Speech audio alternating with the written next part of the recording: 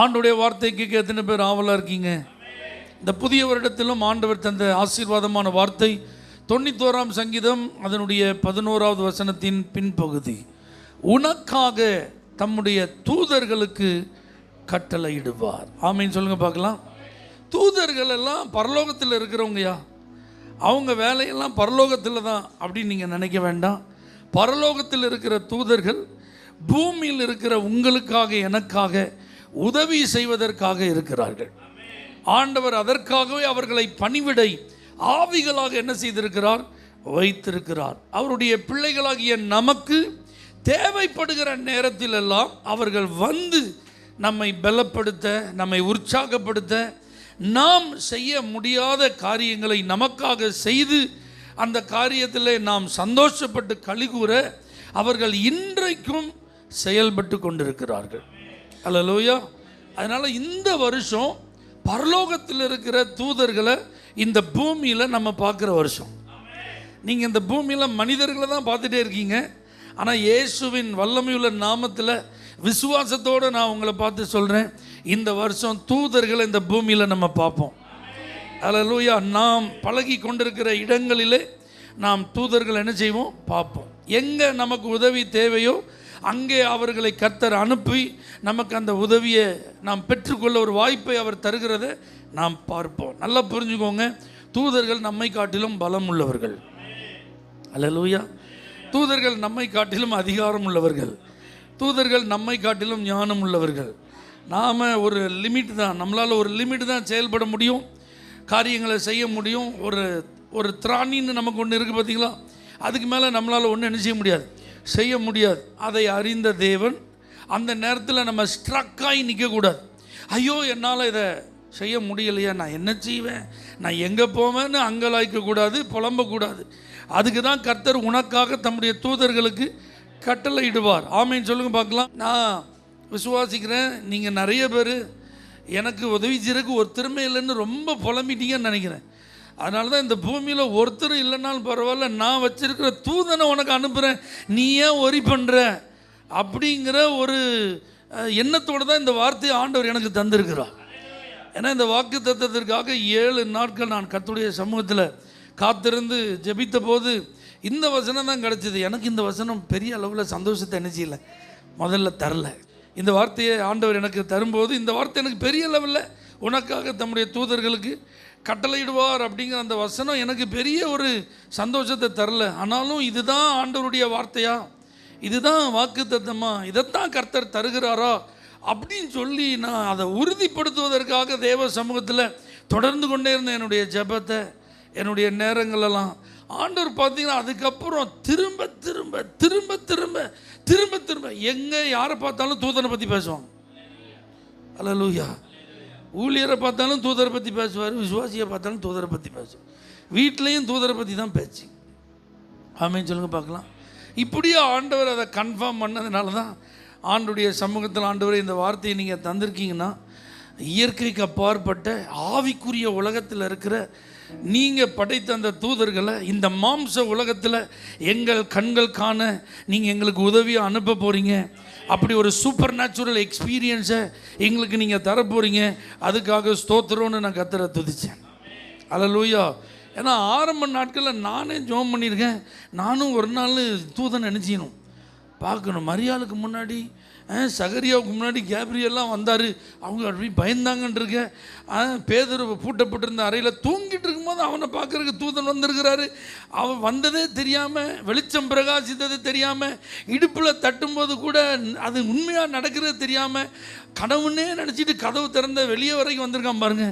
அப்படிலாம் வந்திருக்கீங்களா ஆண்டவரே, எங்களுக்கு நீங்கள் தூதரை காட்ட மாட்டீங்களா அப்படின்லாம் ஜெபம் பண்ணிருக்கு. அதுக்கப்புறம் தான் அந்த வசனத்தை ஆண்டவர் உறுதிப்படுத்தினதுக்கப்புறம் நான் உணர்ந்து கொண்டேன், இந்த வருஷம் கண்டிப்பாக நான் பார்ப்பேன், கர்த்தர் தூதனை அனுப்புகிறத நான் பார்ப்பேன் அப்படிங்கிற ஒரு கன்ஃபர்மேஷனை ஆண்டவர் எனக்கு தந்தார். அல்லேலூயா. அதனால் நீங்கள் ஒவ்வொரு நாளும் எதிர்பாருங்க. ஏன்னா நாம் பலத்தில் குறை உள்ளவர்கள். சில காரியங்களெல்லாம் நம்மளால் செய்ய முடியல. 2025 நிறைய விஷயங்களை நம்மளால் செய்ய முடியல, நிறைய காரியங்களை நம்மளால் மாற்றி அமைக்க முடியவில்லை, நிறைய காரியங்களோடு நம்மளால் போராட முடியலை, நிறைய காரியங்கள் நமக்கு அது ஒரு பெரிய அச்சுறுத்தலாக என்ன செய்தது இருந்தது. நிறைய விஷயங்கள் நமக்கு தடையாக இருந்தது. அந்த தடையை நம்மளால் அகற்ற முடியவே இல்லை. இப்படிலாம் பல நிலைகளிலே நாம் கடந்து வந்ததை அறிந்த தேவன் தான் இந்த வருஷம் நமக்காக அவர் தூதர்களுக்கு கட்டளையிட போகிறார். அல்லேலூயா. அப்போ தூதர்கள் செய்த சில காரியங்களை இன்றைக்கி நான் ஏற்கனவே நம்ம அறிந்தது தான், அதை மறுபடி நான் நினைப்போட்டுறேன். அதை நீங்கள் விசுவாசிங்க, அதை மாதிரி காரியம் நடக்கும்னு சொல்லி நீங்கள் நம்புங்க. கர்த்தர் உங்கள் வாழ்க்கையில் அப்படிப்பட்ட அற்புதங்களை அனுபவிக்கும் பாக்கியத்தை தருவார். இயேசு மரித்து அவர் அடக்கம் பண்ணப்பட்ட பிறகு அவர் ஒரு கல்லறையில் வச்சுட்டு போயிட்டாங்க. அந்த கல்லறைக்கு காவல் வைக்கப்பட்டது, முத்திரை வைக்கப்பட்டது. இப்போ பாருங்கள், இயேசுவை விசுவாசித்து அவரை பின்பற்றின சில சகோதரிகள் அந்த ஓய்வு நாள் முடிஞ்சதுக்கப்புறம் அதிகாலையில் இருட்டோடு என்ன செய்கிறாங்க, அந்த கல்லறை நோக்கி ஓடுகிறார்கள். மார்க் ரொம்ப அழகாக எழுதுகிறாரு அதனுடைய 16ஆம் அதிகாரத்தில், இந்த கல்லை நமக்காக யார் புரட்டி தள்ளுவான்? ஒரு பெரிய கல்லை புரட்டி அந்த வாசலில் என்ன செஞ்சிட்டாங்க, வச்சிட்டாங்களே. எனக்காக, எங்களுக்காக இந்த கல்லை யார் புரட்டி தள்ளுவான் அப்படின்னு சொல்லி ஒருத்தரோடு ஒருத்தர் இணைஞ்சாங்க, பேசிகிட்டே வந்தாங்களாம். ஆனால் கல்லறையின் அருகில் வந்து கண்களை ஏறெடுத்து பார்த்தபோது அந்த கல் புரட்டப்பட்டிருக்க கண்டார்கள் இருக்கு. ஆமீன் சொல்லுங்க பார்க்கலாம். அல்லேலூயா. ஆனால் மத்தேயு ரொம்ப அழகாக எழுதுகிறார் பாருங்க. மத்தேயு 28ஆம் அதிகாரம் அதனுடைய 1, 2, 3, 4, 5, 6 இந்த வசனங்கள் 7 வசனங்களெல்லாம் பார்த்தா அங்கே ஒரு தூதன் வந்து சில காரியங்களை பேசுகிறான், செய்கிறான். அதை குறித்து எழுதப்பட்டிருக்கு. பைபிள் சொல்லுது, ஓய்வு நாள் முடிந்து வாரத்தின் 1ஆம் நாள் விடிந்து வருகையில் மகதலேனா மரியாளும் மற்ற மரியாளும் கல்லறை பார்க்க வந்தார்கள். அப்பொழுது பூமி மிகவும் அதிரும்படி கர்த்தருடைய தூதன் வானத்தில் இருந்து இறங்கி வந்து, அல்லேலூயா, பூமி மிகவும் அதிரும்போது அங்கே யார் இல்லை, இந்த சகோதரிகள் இல்லை. அப்படி ஒரு எர்த்து குயிக் நடக்கிறது யாருக்கு தெரியாது, அந்த சகோதரிகளுக்கு தெரியாது. ஆனால் பூமியே அதிரும்படி அங்கே அந்த கல்லறை என்ன செய்யுது, ஷேக் ஆகுது. ஆனால் பாருங்கள், பைபிள் சொல்லுது, வாசலில் இருந்த கல்லை புரட்டி தள்ளி அதன் மேல் உட்கார்ந்தான். இப்போது இந்த கல் புரட்டப்பட்டிருக்க கண்டாங்க பார்த்தீங்களா? இந்த கல்லை யார் வந்து புரட்டியிருக்கா? அப்போ கர்த்தரிடத்திலிருந்து அனுப்பப்பட்ட தூதன். ஆமீன் சொல்லுங்க பார்க்கலாம். அப்போது இந்த சகோதரிகள் அத்தனை பேர் சேர்ந்து தங்களுடைய பலத்தை உபயோகப்படுத்தி அந்த கல்லை என்ன செய்ய முடியாது, புரட்டி தள்ள முடியாது. அப்போ அதை அறிந்த கர்த்தர் அவர்களுக்காக ஒரு தூதனை அனுப்பி அந்த கல்லை புரட்டி தள்ளியிருந்தார். ஆமீன் சொல்லுங்க. அப்போ இந்த வருஷம் நீங்களாக இருந்தாலும் சரி, உங்கள் கூட இருக்கிறவங்களாக இருந்தாலும் சரி, நீங்கள் எவ்வளவு உங்களுடைய பலத்தை உபயோகப்படுத்தி அசைக்க முடியாத காரியத்தெல்லாம், மாற்றி தள்ள முடியாத காரியத்தெல்லாம், புரட்டி போட முடியாத காரியத்தெல்லாம், திறக்க முடியாத காரியத்தெல்லாம் கர்த்தர் உங்களுக்காக தம்முடைய தூதனை அனுப்பி செய்வார். அல்லேலூயா. யார் எங்களுக்காக இந்த கல்லை புரட்டி போடுவான்? இந்த கல்லறையில் யார் யார் இருப்பா நமக்கு ஹெல்ப் பண்ண? கல்லறையில் யாராவது இருப்பாங்களா? அப்படின்னா என்ன அர்த்தம்? அந்த நேரத்தில் அந்த இடத்துல உதவின்னு கேட்டால் கூட ஒருத்தரும் வரமாட்டாங்க. வருவதற்கு அங்கே என்ன இல்லை, வாய்ப்பு இல்லை. ஆனால் கர்த்தர் தம்முடைய தூதனை உதவிக்கு அனுப்பினார். அப்போ இந்த வருஷம் நீங்கள் இருக்கிற இடத்துல நீங்கள் சந்திக்கும் சூழ்நிலை ஒருவருமே இல்லாமல் இருந்தாலும் உங்களுக்காக ஒரு தூதன் அங்கே இருப்பான். அல்லேலூயா. நீங்கள் ஹெல்ப் அப்படின்னு கூப்பிடும்போது அந்த சத்தம் கேட்குற தூரத்து வரைக்கும் யாருமே இருக்க மாட்டாங்க. அப்படிப்பட்ட ஒரு லோன்லியான பிளேஸாக இருந்தாலும், ஒரு தனிமையான இடமா இருந்தாலும், நீங்கள் உதவிக்குன்னு சொல்லி யாரையுமே கூப்பிட முடியாத ஒரு வாய்ப்பு உள்ள ஒரு இடமா இருந்தாலும், அங்கேயும் உங்களுக்கு ஒரு வாய்ப்பு இருக்குது ஹெல்ப்புக்கு. அங்கேயும் உதவிக்கு ஒரு வாய்ப்பு இருக்குது. அங்கேயும் ஒரு ஏஞ்சலை உங்களுக்காக கர்த்தர் என்ன செய்வார், அனுப்புவார். அல்லேலூயா. அந்த மாதிரி ஒரு ஆசீர்வாதத்தை இந்த வருஷம் உங்களுக்கு தருவார். ஆமென். ஏன்னா எல்லா நேரமும் எல்லாரும் நம்ம கூட நினைச்ச மாட்டாங்க, இருக்க மாட்டாங்க. எல்லாரும் நாம் விரும்புகிற காரியத்தை செய்யும் திராணி உள்ளவர்களாகவும் இருக்க முடியாது. அதெல்லாம் அறிஞ்ச தேவன் தான் அந்த தூதனை அனுப்பி இவர்களுக்காக அந்த கல்லை புரட்டி தள்ளி அதன் மேலே உட்கார்ந்தான். அப்போ இந்த வருஷம் உங்களுக்காக புரட்டப்பட வேண்டியதெல்லாம் கர்த்தர் புரட்டுவார். தீர்க்கப்பட முடியாத சில காரியத்தெல்லாம் புரட்டி தள்ளிடுவார். அல்லேலூயா. இப்போ இந்த கல் வெறுமனே எடுத்து வைக்கப்பட்ட கல் அல்ல. இந்த கல் இப்போ அதிகாரத்தோடு முத்திரையிடப்பட்ட கல். அப்போ இந்த முத்திரை உடைக்கப்படணும்னா அதுக்கு அனுமதி வேணும். அனுமதி கொடுப்பாங்களா? கண்டிப்பாக கிடைக்கவும் செய்யாது, கொடுக்கவும் மாட்டாங்க. ஆனால் இப்போ இவங்க யார்கிட்ட அனுமதி வாங்கினாங்க? யார் இவங்களுக்கு அனுமதி கொடுத்தா? நல்லா தெரிஞ்சுக்கோங்க, பரலோகம் உங்களுக்காக செயல்பட ஆரம்பிச்சிட்டுனா இந்த பூமியில் உங்களுக்கு யாருடைய அனுமதியும் தேவையில்லை. அல்லேலூயா. யாருடைய அதிகாரமும் உங்களை என்ன செய்ய முடியாது, ஒரு கண்ட்ரோல் பண்ண முடியவே. அந்த முத்திரை உடைக்கப்பட்டது, அந்த கல் புரட்டப்பட்டது. அன்றைய சாம்ராஜ்யம், ஆமேன், அன்றைக்கு இருந்த யூத அந்த சனகரிப் சங்கம் அத்தனையும் இவர்களுக்கு ஒரு தடையாக இருந்துச்சு. ஆனால் அந்த தடையை கர்த்தர் புரட்டி தள்ளினார், அந்த அதிகாரத்தை கர்த்தர் புரட்டி தள்ளினார். அப்போ அரசியல் ரீதியாகவும் உங்களுக்கு தடைகள் இருக்கலாம், ஆமேன் சொல்லுங்கள்.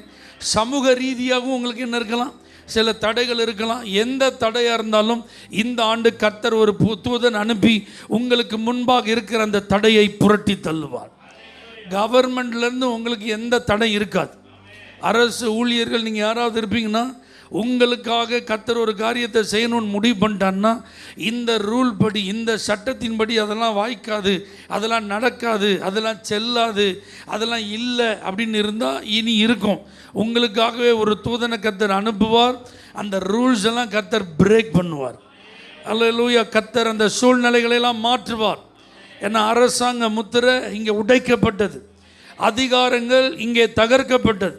அப்போ உங்களுக்கு எதிராக உங்களை கண்ட்ரோல் பண்ணுறதுக்குன்னு சொல்லி எந்த ஆளுகையும் கர்த்தர் என்ன செய்ய மாட்டார், அனுமதிக்க மாட்டார். உலக வல்லமைகள் உங்களை தடுக்க முடியாது, உலக அதிகாரங்கள் உங்களை தடுக்க முடியாது.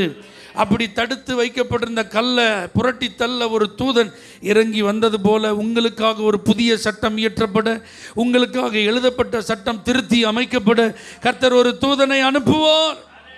அல்லேலூயா. இங்கே இருக்கிற காவலாளிகள் இருக்கிறாங்க பார்த்தீங்களா, அவங்களாம் ரொம்ப பயங்கரமான ஆட்கள். இவங்களுக்கு ஃபேவரானவங்க கிடையாது.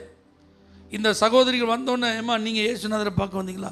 சரிம்மா, நாங்கள் உங்களுக்கு ஹெல்ப் பண்ணுறோம், நாங்கள் கல்லை திறந்து காட்டுறோம், நீங்கள் வேணால் உள்ளே போய் நீங்கள் இறுதி மரியாதை அன்றைக்கி சரியாக செய்யலைல்ல, கொஞ்சம் செஞ்சுட்டு வாங்கன்னு சொல்கிற ஆட்களா? இல்லை. யாரை கேட்டு இந்த இடத்துக்கு வந்து என்ன தைரியம் இருந்தால் இந்த இடத்துக்கு வந்தீங்கன்னு அவங்கள திருப்பி விரட்டி விடுறவங்க தான் அந்த கல்லறைக்கு காவல் இருக்காங்க. ஆனால் இப்போ இந்த தூதன் வந்து இறங்குனதான் நாம தான் அத்தனை பேரும் வாங்கிட்டான். அல்லேலூயா. அப்புறம் நல்லா புரிஞ்சுக்கோங்க, உங்களை தடுக்கணும்னு நினைக்கிறவங்க அந்த இடத்துல தடுக்க முடியாத நிலையில் இருப்பார்கள். ஆமீன் சொல்லுங்க பார்க்கலாம். உங்களுக்கு பயமுறுத்தலாம் அந்த இடத்துல இருக்கிறவங்க உங்களை பயமுறுத்த முடியாத நிலையில் இருப்பார்கள். உங்களை தடை பண்ணணும்னு நிறுத்தப்பட்டவர்கள் உங்களை தடை செய்ய முடியாத நிலையில் செயலற்று போயிருப்பார்கள். அதுக்கு காரணம் கர்த்தர் தம்முடைய தூதனை அனுப்பும்போது அவன் வந்து நின்னாலே எல்லாம் நடக்குங்க. அந்த அதிர்ச்சியில் எல்லாம் நடக்கும். அல்லேலூயா. எத்தனை பேர் இதெல்லாம் நம்புறீங்க? உங்களுக்கு அந்த வைப்ரண்ட் தெரியாமல் இருக்கலாம், அந்த அதிர்ச்சி தெரியாமல் இருக்கலாம். ஆனால் யாருக்கு தெரியணுமோ அதை கர்த்தர் அதுக்கு தெரிய பண்ணுவார். விசுவாசிக்கிறீங்களா? அல்லேலூயா. எத்தனை பேர் உங்களுக்காக அநேக காரியங்களை கர்த்தர் புரட்டி தள்ளுவார் நம்புறீங்க? நீங்கள் செய்ய முடியாதது நான் கர்த்தர் தம்முடைய தூதனை அனுப்பி செய்வார். உங்கள் பலத்துக்கு மிஞ்சின காரியங்களெல்லாம் கர்த்தர் தம்முடைய தூதனை அனுப்பி செய்வார். அல்லேலூயா. எதிர்பாருங்கள், உங்கள் வாழ்க்கையில் ஆண்டவர் தம்முடைய தூதர்களுக்கு என்ன செய்வார்? கட்டளையிடுவார். இப்போ பாருங்க, இந்த வசனத்தில் சொல்லுது, அவனுடைய ரூபம் மின்னல் போலவும் அவனுடைய வஸ்திரம் உறைந்த மழையை போலவும் வெண்மையாகவும் இருந்தது. காவலாளர் அவனுக்கு பயந்ததினால் திடுக்கிட்டு செத்தவர்கள் போலானார்கள். கல்லறைக்கு காவலாக இருக்கணும் அப்படின்னா அவன் எவ்வளோ தைரியசாலியாக இருக்கணும் அவன். ஆனால் பைபிள் சொல்லுது அவர்கள் திடுக்கிட்டு செத்தவர்களை போனான். அவனே பயந்துட்டான். அப்படின்னா என்ன அர்த்தம்? எங்களெல்லாம் யாரும் நினைச்ச முடியாது, பயங்காட்டவே முடியாதுன்னு நம்மளை பயங்காட்ட நிற்கிறவங்களெல்லாம் ஆண்டவர் திடுக்கிட்டு. அல்லேலூயா. அப்போ உங்களுக்கு முன்பாக பயமுறுத்துபவர்கள் இருக்க மாட்டாங்க. இந்த வருஷம் உங்களை பயங்காட்டுறவங்க இருக்க மாட்டாங்க. நீங்கள் எதை பார்த்தும் பயப்பட வேண்டிய ஒரு சூழ்நிலை என்ன செய்யாது, இருக்காது. எத்தனை பேர் நம்புறீங்க? நல்ல பக்கத்தில் தட்டி சொல்லுங்கள், நீங்கள் என்ன பயப்படவே வேண்டாம். உங்களை பயங்காட்டுறவங்க யாருமே இருக்க மாட்டாங்க. உங்களை பயங்காட்டுற சூழ்நிலை எதுவும் இருக்காது. ஹல்லேலூயா. அவர்கள் செத்தவர்கள் போல ஆனார்கள் அப்படின்ட்டு. அப்புறம் அவங்க உயிரோடு தான் இருக்காங்க, ஆனால் ஒரு பிரயோஜனம் இல்லை. ஹல்லேலூயா. அப்போ உங்களுக்கு முன்பாக இந்த மாதிரிலாம் ஆட்கள் இருப்பாங்க, ஆனால் அவங்க ஒரு பிரயோஜனம் இல்லாமல் ஆயிடுவாங்க. நீங்கள் அவங்கள நினச்சி வேண்டாம். ஐயோ ஈட்டியை கையில் வச்சுருக்காங்களே, ஐயோ பட்டயத்தை வச்சுருக்காங்களே, ஃபுல் ட்ரெஸ் கோடில் இருக்கிறாங்களே, அப்படியே அட்டென்ஷனில் வெறப்பு அணிஞ்சிறாங்க, நிற்கிறாங்களே, பார்க்குறதுக்கே ஜைஜாண்டிக்கு அணிஞ்சிறாங்க, நிற்கிறாங்களே, ஐயோ சுற்றி இருக்கிறாங்களே, என்ட்ரன்ஸில் இருக்கிறாங்களே, போன உடனே அவங்கள தானே பார்க்கணும். இப்படியெல்லாம் நீங்கள் ஒரு காரியத்திற்காக அஃபிஷியலாக போகிறீங்கன்னா அவங்க இருப்பாங்க. ஆனால் எப்படி இருப்பாங்க? அவ்வளோதான். உங்களுக்கு அச்சுறுத்தலாக இருக்குமா? பச்சை மயில கையெழுத்து போடுற ஆளாக இருந்தாலும் அவங்களுக்கு கண்டு நீங்கள் பயப்படுற மாதிரி இருக்காது. அல்லேலூயா. எந்த முடிவெடுக்கிற ஆளாக இருந்தாலும் அவங்கள பார்த்து நீங்கள் பயப்படுற தேவை என்ன செய்யாது, இருக்காது. இவங்களை தாண்டி நீங்கள் போக முடியாதுன்னு உங்களுக்கு முன்னாடி யார் இருந்தாலும் அவங்க செயல்படாதவர்களாக இருப்பார்கள். நீங்கள் அவர்களை தாண்டி போவதற்கான கதவுகளை கர்த்தர் உங்களுக்காக திறப்பார். அல்லேலூயா. இப்போ பாருங்கள், இந்த ஸ்திரீகளுக்கு ஒரு ஆச்சரியம். 5வது வசனத்தில் தூதன் அந்த ஸ்திரீகளை நோக்கி நீங்கள் பயப்படாதீங்கம்மா, பயப்படாதீங்கம்மா. அப்போ ஆண்டவர் பாருங்கள், தூதன் அனுப்பி உங்களை ஆண்டவர் என்ன செய்கிறாரு, பயப்படாது. அவ்வளோதான். இவங்க எதுக்கு வந்தாங்க? இயேசுநாதருடைய மரித்த சரீரத்தை பார்த்து அந்த சிலுவையிலிருந்து இறக்குன உடனே ஓய்வு நாள் சமீபமாயிட்டு பார்த்தீங்களா, வேகமாக அடக்கம் பண்ணிட்டாங்க. அந்த யூதர் முறைமையின்படி செய்ய வேண்டிய இறுதி மரியாதையை முழுசாக செய்யலை. ஏன்னா 6 மணிக்கு முன்னாடி பேக் பண்ணி உள்ள அடக்கிடணும். அதுக்கப்புறம் ஒரு வேலை என்ன செய்யக்கூடாது, அது அவங்க ரூல். இப்போ அதில் விட்ட குறை தொட்ட குறை இருக்குது பார்த்தீங்களா, அதை தொடர்றதுக்கு தான் வந்திருக்காங்க. உயிர் தெழுந்த இயேசுவை பார்க்க வரல. அல்லேலூயா. உயிரோடு இருக்கிற இயேசுவை தேடி வரல. செத்து போன மரித்து போய் 3 நாள் கழித்து பரிதாபமாக இருக்கிற இயேசுவின் உடலை பார்க்குறதுக்கு தான் நினச்சிட்டாங்க வந்தாங்க. இவங்க சொல்கிறாங்க, பயப்படாதீங்க. ஏன்னா நீங்கள் பார்க்கும்போது அங்கே யாரும் இருக்க மாட்டா, இயேசு இருக்க மாட்டா. நீங்கள் நினச்ச மாதிரி இரத்த கோரையாக உடம்புலலாம் துணியை சுற்றி பரிதாபமாக அவர் படுத்து கிடக்கிறதெல்லாம் நீங்கள் என்ன செய்ய முடியாது. நீங்கள் நினச்ச மாதிரி இல்லைங்கிறதுனால பயப்படாதீங்க. ஆமேன்னு சொல்லுங்கள் பார்க்கலாம். இந்த வருஷம் நிறைய விஷயங்களை நம்ம தெரிஞ்சிருந்தாலும் புரிஞ்சிருந்தாலும் அறிஞ்சிருந்தாலும் நம்ம சில காரியங்களை தெரியாமல் தான் இருக்கும். அதில் தேவனுடைய வழியை அறியாமல் தான் இருக்கும். தேவனுடைய செயல் நமக்கு புரியாமல் தான் இருக்குது. சில வார்த்தையின் வெளிப்பாடுகள் நமக்கு கிடைச்சிருந்தாலும் அந்த வார்த்தையின் நிறைவேறுதலை நம்மளால் ஜீரணிக்க முடியாமல் தான் என்ன செய்யுது இருக்கிறது. அப்படி இருக்கும்போது நீங்கள் பயப்படாதீங்க. நான் நினச்ச மாதிரி இல்லையே, நான் எதிர்பார்த்து வந்த மாதிரி இல்லையே அப்படின்னு நீங்கள் நினைக்காதீங்க. அப்படி இருக்காது. அதனால் ஆண்டவர் என்ன சொல்கிறாரு, நீ பயப்படாதீங்க.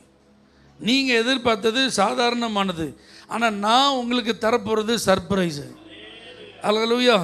நீங்கள் எதிர்பார்த்து வந்ததை காட்டிலும் வியப்பூட்டும் ஒரு உண்மையை நான் உங்களுக்கு சொல்ல போகிறேன், ஒரு நற்செய்தியை நான் சொல்ல போகிறேன் அப்படின்னு அந்த தூதன் சொல்கிறார் பாருங்க. சிலுவையில் அறையப்பட்ட இயேசுவை தேடுகிறீர்கள் என்று அறிவேன். அல்லேலூயா. அப்படின்னா உங்கள் மனநிலை என்னன்னு எனக்கு தெரியும், உங்கள் வாஞ்சை என்னன்னு எனக்கு தெரியும், உங்கள் தேடல் என்னன்னு எனக்கு தெரியும், இங்கே எதுக்கு வந்திருக்கீங்கன்னு எனக்கு தெரியும். அல்லேலூயா. அதை சொல்லிட்டு அவர் சொல்கிறார் பாருங்க, அவர் இங்கே இல்லை. அல்லேலூயா. தாம் சொன்னபடியே உயிர் தெழுந்தார்.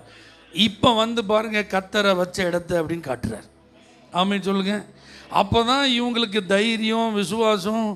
ஆண்டவர் உயிரோடு எழுந்த அந்த அற்புத செய்தியை இவங்க கேட்டு என்ன செய்ய போகிறாங்க, தன்னுடைய சகோதரர்கள்ட்ட சொல்கிறதுக்கு ஆயத்தப்பட போகிறாங்க. ஆமென். அப்போ இந்த வருஷம் ஃபுல்லாக நீங்கள் நினச்ச மாதிரி இல்லை, கர்த்தர் நினச்ச மாதிரி இருக்கிறத பார்க்க போகிறோம். நாம் விரும்புறதில்லை, கர்த்தர் நமக்கு காண்பிக்கிறத, கர்த்தர் நமக்கு செய்கிறத நம்ம பெற்றுக்கொள்ள போகிறோம்.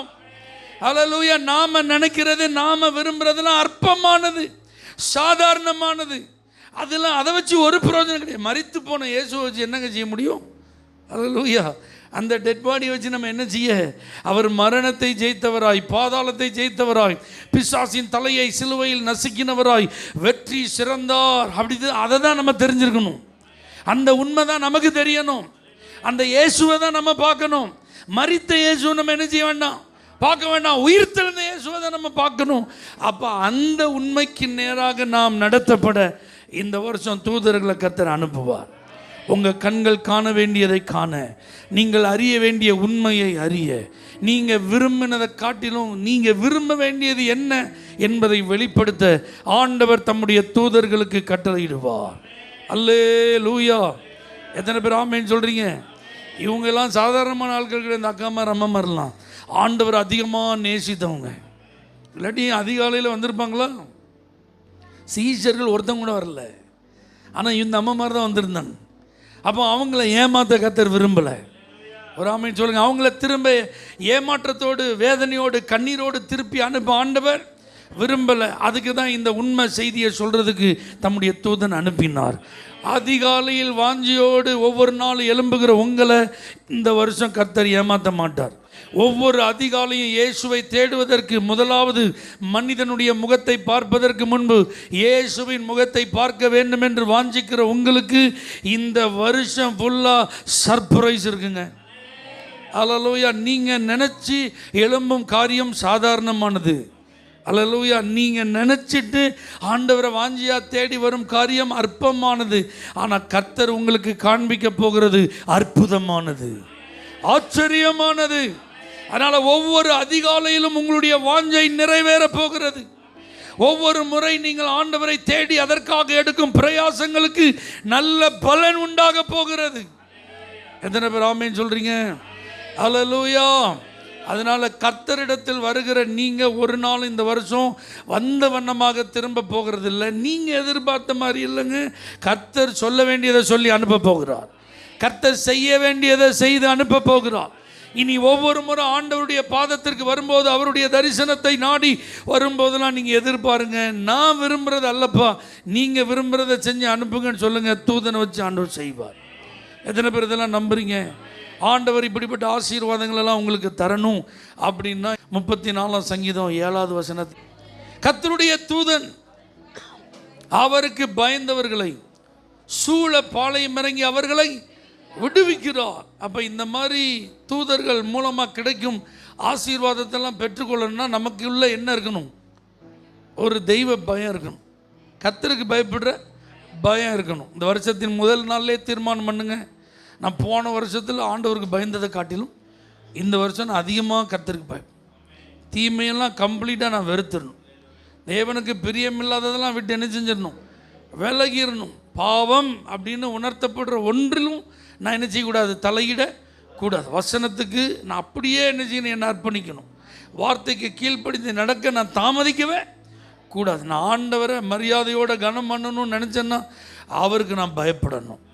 அல்லேலூயா. அப்போ இந்த வருஷம் நீங்கள் கர்த்தருக்கு பயந்து நடங்க.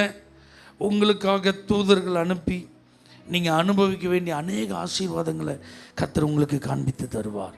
கர்த்தர் உங்களுக்கு செய்து தருவார். எத்தனை பேர் இதை நம்புறீங்க? நம்ம எல்லாம் புதிதானவர்கள் அல்ல, தெய்வத்தை நன்கு அறிந்தவர்கள். ஆண்டவர் வேறு ஒன்றுமே நம்மள்கிட்ட கேட்கல. நான் எஜமானன் ஆனால் எனக்கு பயப்படும் பயம் எங்கே? நான் பிதாவானால் எனக்குரிய கனம் எங்கே? அல்லேலூயா. அப்போ நாம் நம்மை ஆராய்ந்து பார்த்து, நான் போன வருஷத்தை காட்டிலும் உங்களுக்கு பயப்படுகிற அந்த ஸ்டாண்டில் இன்னும் நான் தரமாக இருக்கணும். ஆண்டவரே, ரொம்ப சென்சிட்டிவாக நான் இருக்கணும். கர்த்தருக்கு பயப்படுற ஒரு உத்தம மார்க்கத்தான் அப்படின்னு நான் பேர் வாங்கணும்.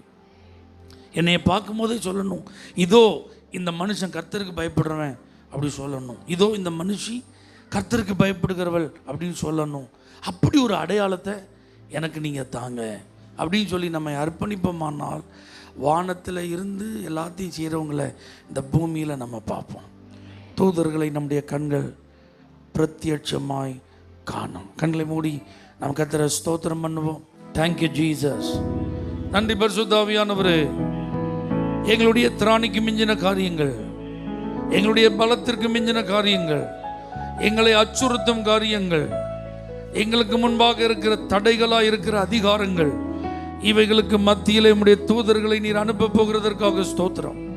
அவர்கள் மூலமாய் நீ செயல்பட போகிறதற்காக நன்றி.